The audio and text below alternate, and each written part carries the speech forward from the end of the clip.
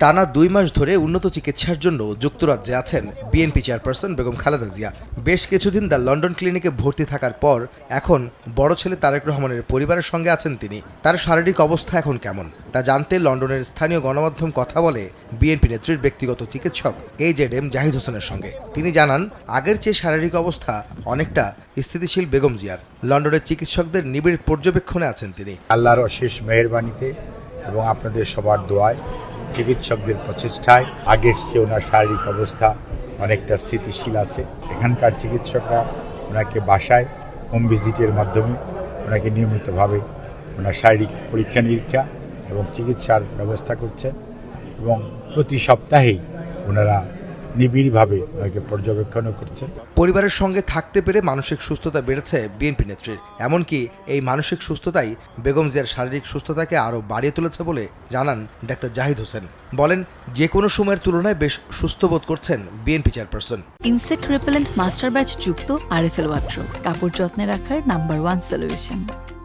মানসিকভাবে উনি দীর্ঘদিন পরে প্রায় 6.5-7 বছর হয়ে গেছে, প্রায় 7 বছর পরে তাদেরকে সাথে পেয়ে মানসিকভাবে উনি অনেকটা আগের চেয়ে বেশি সুস্থ আছেন এবং এই মানসিক সুস্থতাই ওনার শারীরিক সুস্থতাকে আরও বেশি বাড়িয়ে দিচ্ছে।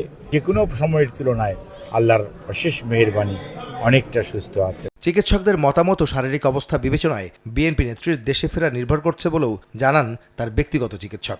যখনই এখানকার চিকিৎসকরা ওনাকে অনুমতি দিবে যাওয়ার জন্য, তখনই উনি বিদেশ থেকে থাকার মানুষ উনি নয়। খুব শীঘ্রই চিকিৎসকরা যখনই বলবেন উনি দেশে ফেরত যাবেন ইনশাআল্লাহ।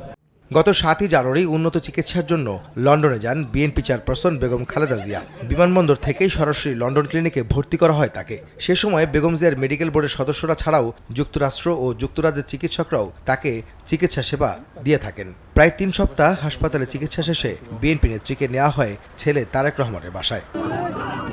রাজনৈতিক প্রতিহিংসার বশবর্তী হয়ে 2018 সালের 8 ফেব্রুয়ারি দুর্নীতির মামলায় কারাদণ্ড দেওয়া হয় বিএনপি চেয়ারপারসন বেগম খালেদা জিয়াকে।